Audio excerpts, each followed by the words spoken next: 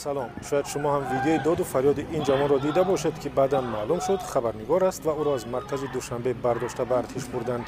مقامات گفتند از بس که شاهرخ اسماعیل دعوتنامه‌های کمیسریت حربی را نادیده گرفت و به آنجا حاضر نشد، بر اساس قانون مجبور بردنش.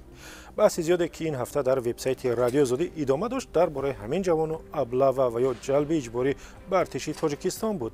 ولی پیش از نگاه به این بحث مراجعه شاهینجان رضایف، یک ساکن ناحیه فیض‌آباد را می‌بینیم که میگوید با وجود ختم مهلت خدمت پسرش او را جواب نمی‌دهند.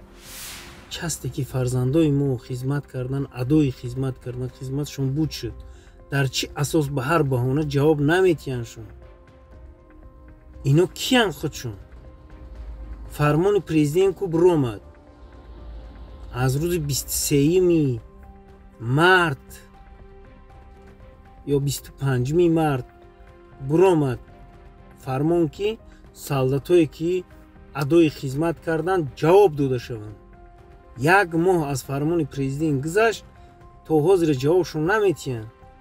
ха имрӯзу ки чӣ кор кунем мо? кадоми аз шуморо гӯш кунем? ё президента гӯш кунем, ё вазира гӯш кунем? президент ҷавоб додааст, вазир мегӯяд бояд ки ба фармони ман ино ҷавоб дода шаванд. фармони мана гӯш кунем. برمیگردیم به بحث ابلاغ شاهرخ اسماعیل، خبرنگار تلویزیون دوشنبه که روز 12 اپریل او را در مرکز دوشنبه داشتند و به ارتش بردند. گروه از کاربران مقامات را تنقید کردند که با این کارشان مردم تاجیکستان را میترسانند.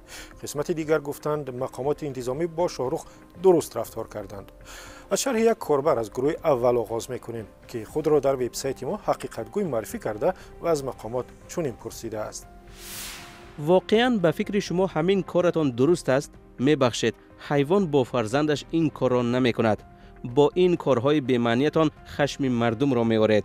در آن طرف در سرحد برادرمان را به قتل رسانیدند. در این طرف شما با زور فرزندان بیچاره و کمبغل را داشته به خدمت میبرید. شرمندگی، نخواد از راه زور بچه را به خدمت برید. با این اصول روحیه همه را میشکنید.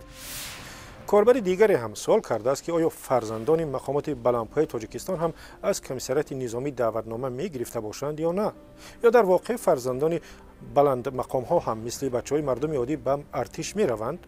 شرح و سوال یک کاربری را می خوانیم که خود را در وبسایت ما تاجیکستانی معرفی کرده است. سوال من این است که یگان بار از طرف کمیسریت حربی به فرزندان حکومتداران دعوتنامه میفرستاده باشند و چرا آنها خدمت وطن نمی کنند؟ آیا آنها می دانند خدمت چیست؟ اما یک گروه دیگری کاربران جوانان تاجیک را سرزنش کردند که از عهدهداری حتمی یعنی خدمت سربازی سرکشی می کنند و به قول آنها از مکتب مردانگی نمی گذرند.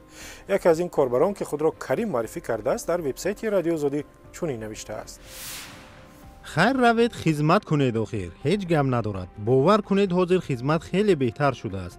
مردم همان واهمه پیشتره را دارند. من در درواز خدمت کردم، در زسته خدمت شبانه روزی کردم. خدمت یک مکتب بزرگ است، مکتب مردانگی. خیلی وزنی ها را دیدیم لیکن پشیمان نیستیم که خدمت کردیم. این شرح را از کاربر دیگری گرفتیم که خود را سرباز معرفی کرده و از جوانان تاجیک خواسته است پنهان شدن در کنج خانه و کوچه و پس کوچه را بس کنند و اختیاری به ارتش بروند. شرح سرباز را همراه می‌خوانیم. مردم عزیز، برای چی از خدمت سرکشی میکنید؟ من و شما وطن را محافظت نکنیم، کی محافظت میکند؟ شما که به خدمت نروید مقامات مجبورند از زوری کار بگیرند. اگر خواهید خدمت نبرند لباسهای زنانه پوشیده در کوچه گردید. افسوس کم است آن جوانانی که اختیاری به خدمت می روند. رو 1-2 سال خدمت کن، بیا کارت را بین. تا کی می گریزی در کوچه و پس کوچه؟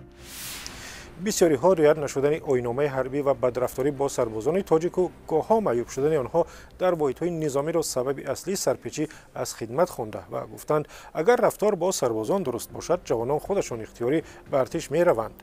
یک از این کاربران لطفت احمدov است که چنین شرحی را در صفحه رادیو آزادی در فیسبوک گذاشته است. وزارت مدافع باید سیاست خدمت را از افسران سر کرده تا سربازان قطاری درست براه ماند تا جوانان با سری بلند به خدمت وطن روند و صحت و سلامت به خانه برگردند. ولی افسوس به نظر شما چه کار باید کرد که دیگر ابله و تکرار نشود و جوانان اختیاراً به ارتش تاجیکستان روند و صحت و سلامت برگردند؟ در وبسایت ما نویسید که نشانش را میبینید و اگر در ویدیو ثبت کنید و شماره که میبینید بفرستید عالی میشود.